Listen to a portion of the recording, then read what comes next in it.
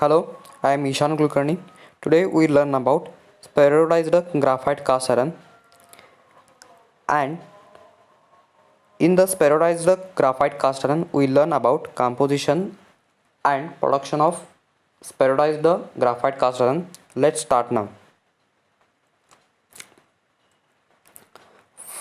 In the composition, first element is a carbon. Amount of carbon is 3.7%. Second element is a silicon. Amount of silicon is 2.5%. Next element is a manganese. The amount of manganese is 0.3%. Next element is a sulfur. The amount of sulfur is 0.01%. Next element is a phosphorus. The amount of phosphorus is 0.05%. Next element is a magnesium. Amount of magnesium is 0.05%. Now we discuss about the formation of HgCl. The following steps which are present in the HgCl. First is a using of the melt of the base metal, and the material which are used for the production of HgCl is first is a pig iron, second is a steel scrap, third is a cast iron scrap, and last is a foundry return. Pig iron is acquired from the blast furnace. We know about steel scrap. We know about cast iron scrap. And what is the foundry return?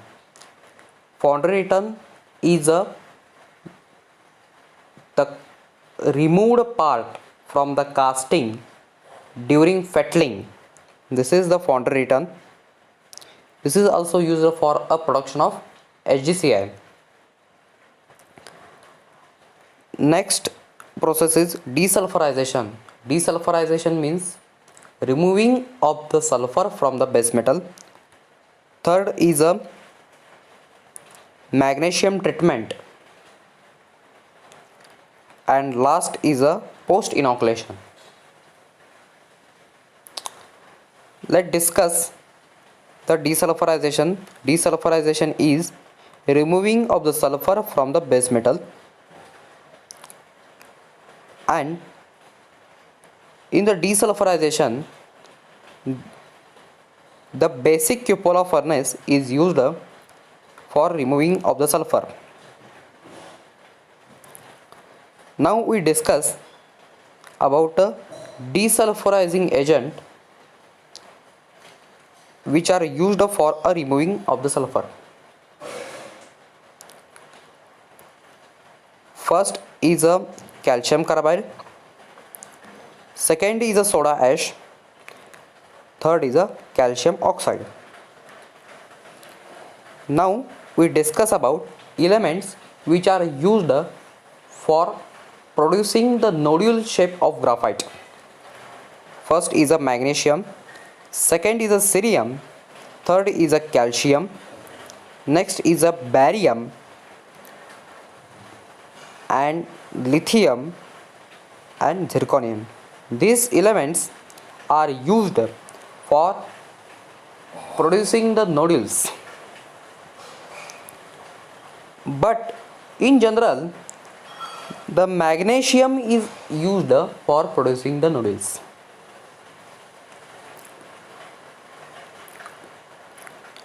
Now we discuss about magnesium treatment.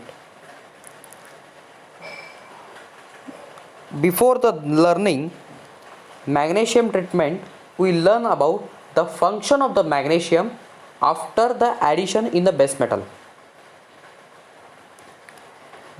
Let's discuss the first step in the function of the magnesium. Magnesium conduct the desulfurization and deoxidation of the melt and by formation of dross. Such dross is magnesium sulfide MgS and magnesium oxide MgO. Second step in the function of the magnesium. The second step is magnesium promote spheroid of graphite. Now we discuss the method which are used for magnesium treatment. First method is open ladle method. Second is a sandwich method. Third is a plunging method. Fourth is a George Fisher converter. Fifth is a Tundish cover method. And sixth, in mold treatment.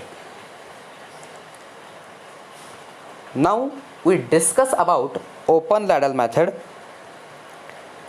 This ladle is used for magnesium treatment in open ladle method. This is the magnesium alloys which is present at the bottom of the ladle, and this is the flow of the base metal. The magnesium treatment is conducted in this ladle.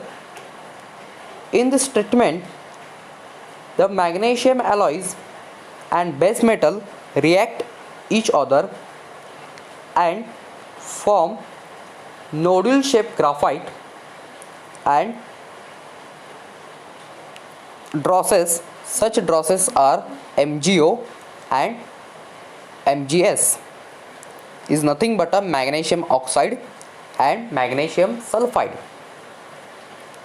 Now we discuss about the magnesium recovery of the open ladle method is 20 to 25% is a magnesium recovery of the open ladle method.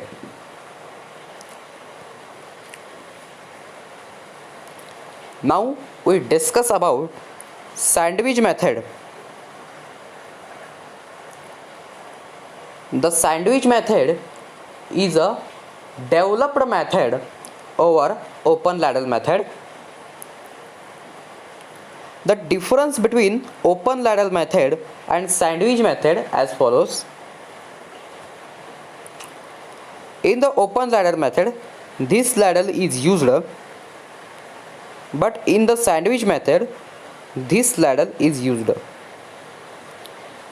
In this ladle, at the bottom of this ladle, there is a pocket. In this pocket, there is a magnesium alloys, and over this magnesium alloys there is a steel scrap which cover the magnesium alloys.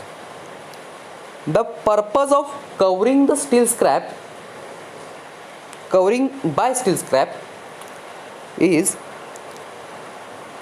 to avoid the direct contact between molten metal and magnesium alloys. If the direct contact between the molten metal and magnesium alloys is done, the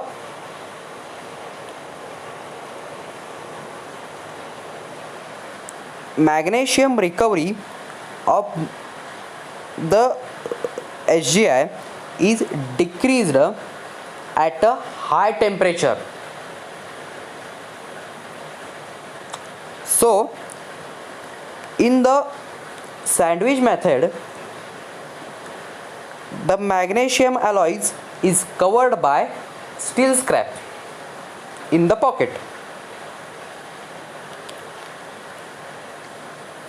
Now we discuss about Tundish cover method. The Tundish cover method is developed method over sandwich method. In the Tundish cover method, this ladle is used, and at the bottom of this ladle, means at this region, there is a magnesium alloys are present, and the amount of base metal up to this limit, and the reaction is take place between magnesium alloys and base metal in this region, and this reaction is covered by this lid. The purpose of covering by lid is to avoid the entering of the oxygen in this reaction due to the oxygen is reacted with the magnesium. The magnesium recovery is decreased due to formation of magnesium oxide. So this cover is present in the Tundish cover method. This is the magnesium recovery. The magnesium recovery in the Tundish cover method is at 60 to 65%. This is greater than sandwich method. Now we discuss about George Fisher converter. First we learn about the parts which are present in the George Fisher converter. This is the container which are used for conducting the magnesium treatment, and this is a stopper. By using this stopper, the pure magnesium is entered in this chamber, and this is the salamander plate, and this plate has small holes, but in this figure these holes are not represented, and the molten base metal is represented by gray color here.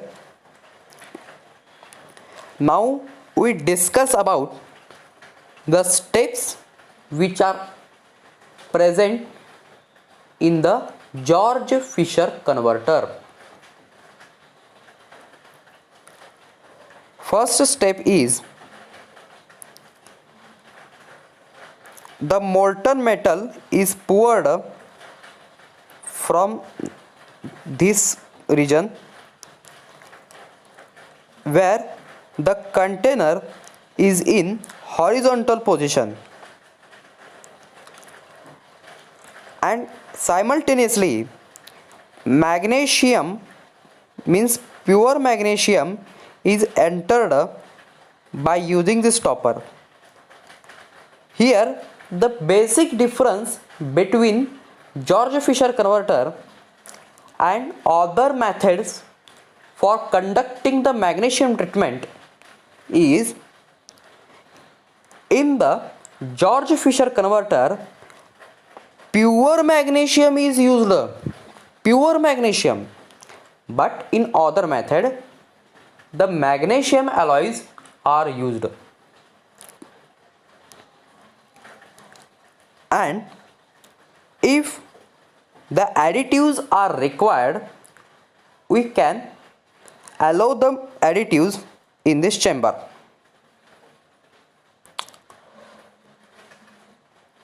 Let's discuss about second step in the George Fisher converter process.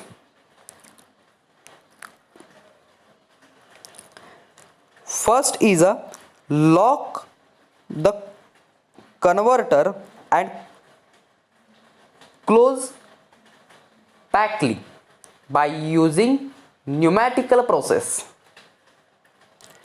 and tilt the converter vertically and allow the magnesium, pure magnesium, in this container and allow the reaction between the magnesium and base metal. During the conducting the reaction between the magnesium and base metal, the vapor pressure is increased in this container, and due to this vapor pressure of this container is increased.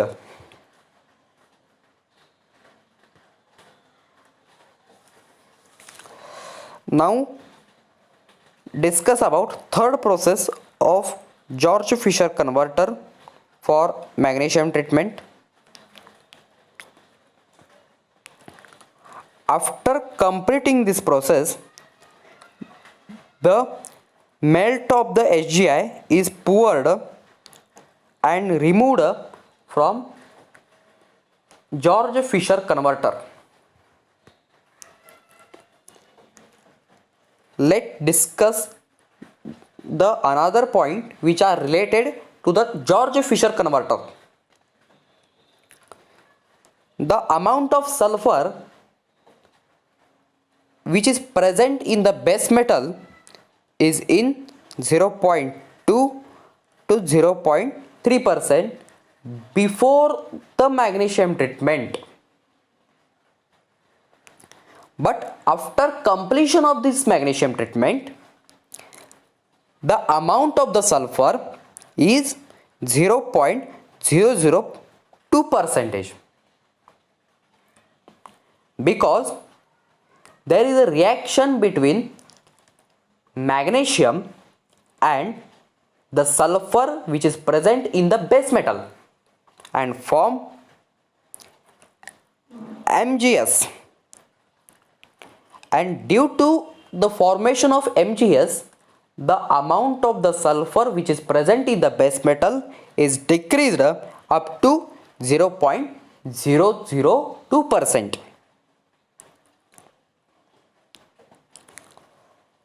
The magnesium recovery of the George Fisher converter is 70 to 75%. Now we discuss about in-mold method. First we learn the parts which are present in a in-mold method. This is the sprue, this is sprue base, this is inlet, this is reaction chamber, and this is all the parts which are present in the in-mold method. But this reaction chamber, inlet, sprue and sprue base are important parts. Now discuss about it.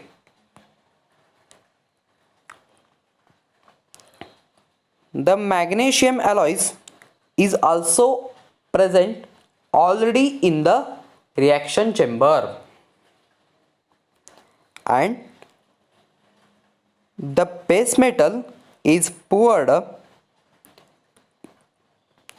from this sprue, and the base metal is entered by this way in the reaction chamber. In the reaction chamber, there is a reaction taking place between magnesium alloys and base metal, and nodular graphite is formed.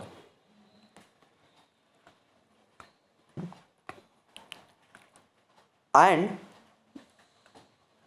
except the nodular graphite, the dross are formed.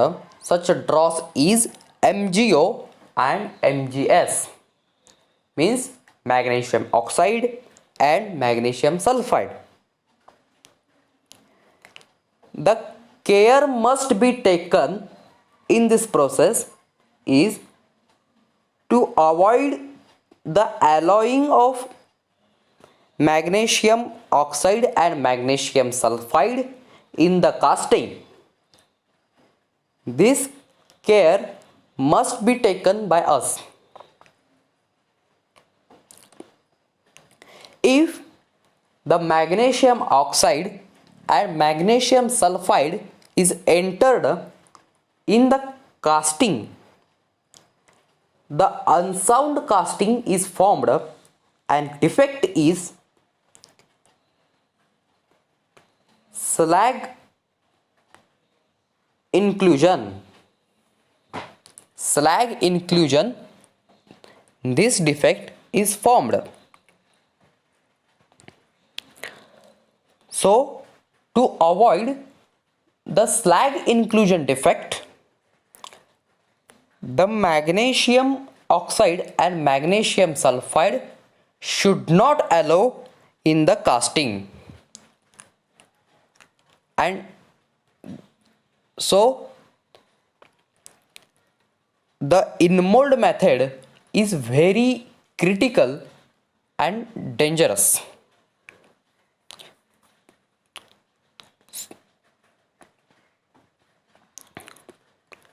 Now we discuss about plunging method.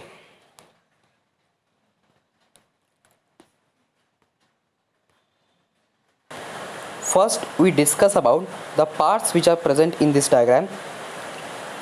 This is the ladle, this is cover,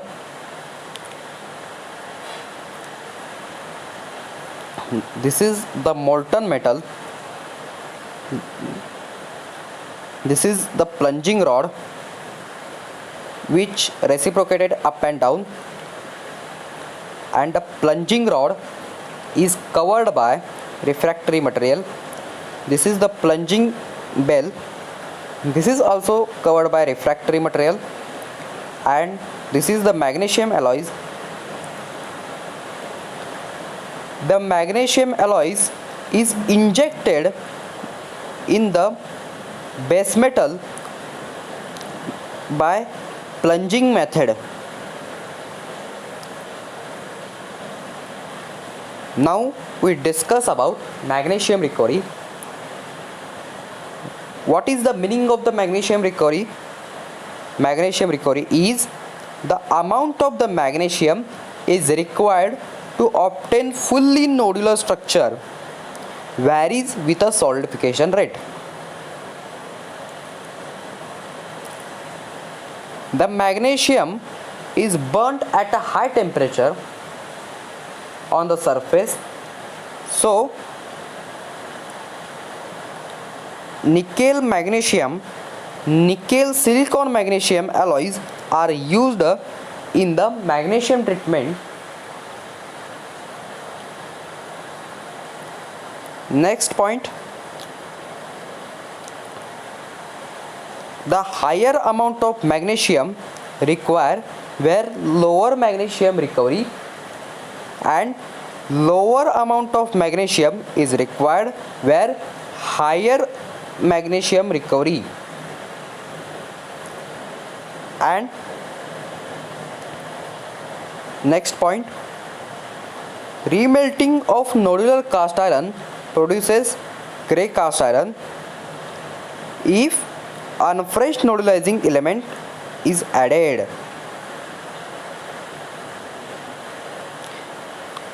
These 4 points are most important. Now we discuss about formula of the magnesium recovery.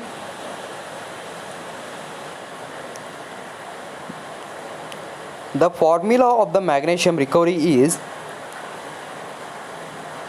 the percentage of magnesium recovery is equal to 0.76 into percentage of sulfur in the base metal minus percentage of sulfur after completion of this process plus residual percentage of magnesium upon percentage of magnesium is added. Now we discuss the weight of the magnesium alloys and its formulas in the magnesium treatment. This is the formula.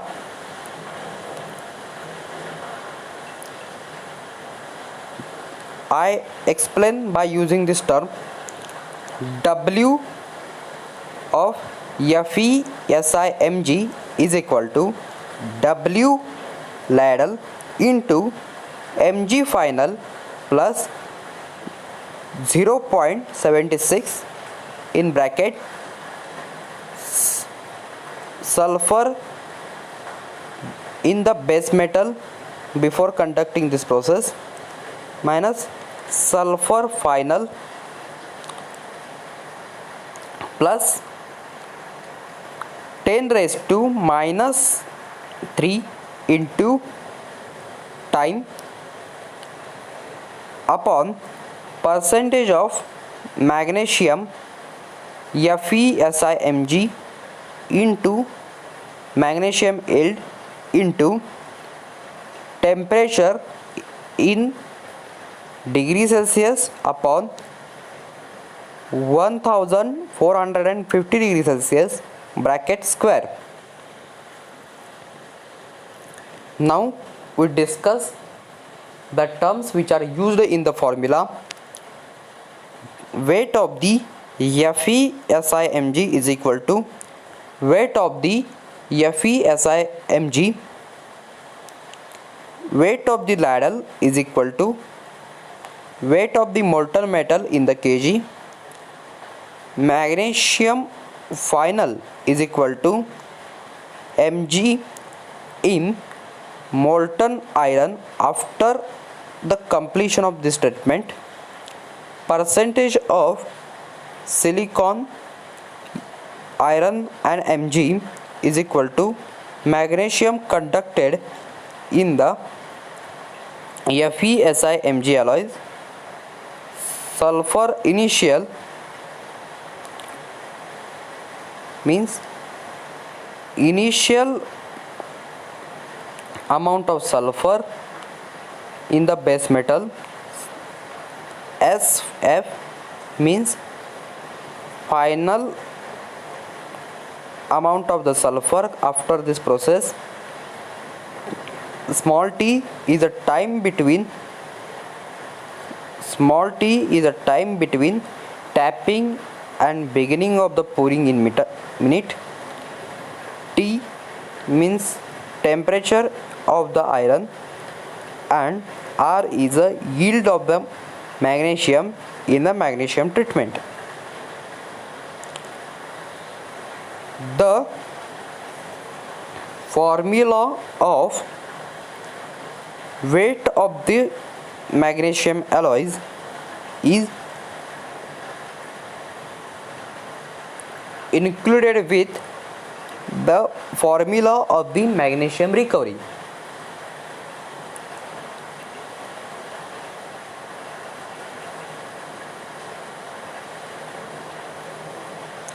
This is the formula of the magnesium recovery, and this is overall formula of the weight of the magnesium alloys.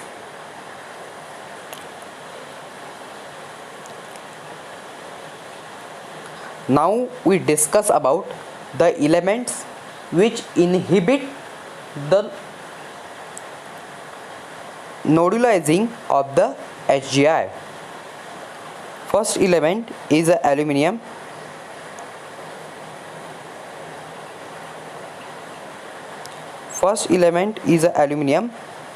The amount of aluminium is 0.13%. Next is a tin. The amount of tin is 0.004%. Next is a titanium. The amount of titanium is above 0.04%. Next is a plumbum, means lead, the amount of plumbum is 0.005 percentage. Next element is arsenic. The amount of arsenic is above the 0.09%. Next is bismuth. The amount of bismuth is above 0.002 percentage.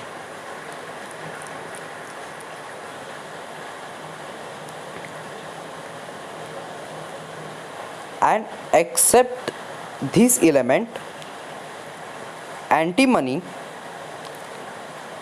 is also included for inhibiting the nodulizing tendency.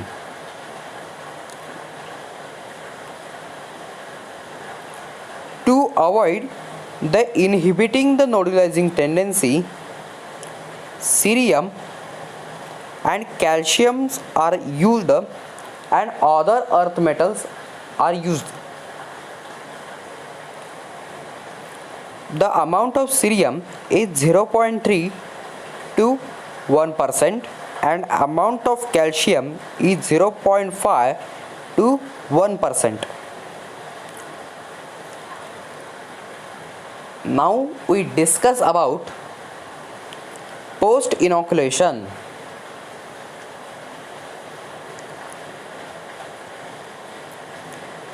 The post inoculation is conducted after desulfurization and after magnesium treatment.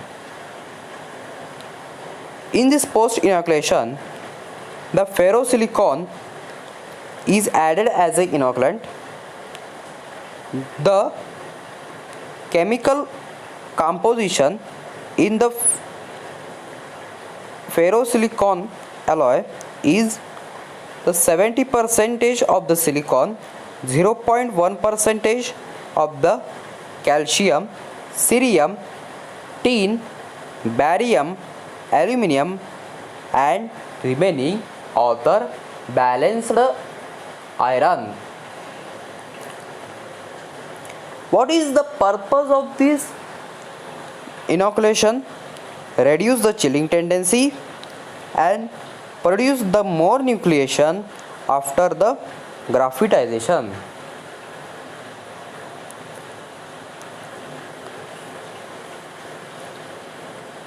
The magnesium is a carbide forming element, so the inoculation must be required after conducting the magnesium treatment. This is most important point in this process. Now we stop here. Now we discuss about the references which are related to my slide. First reference is the presentation which is published on the LinkedIn app by Neeraj Ahmed, and second reference is a PDF of Francisco Ferrus Foundryman handbook. Thank you for watching this video and subscribe my channel.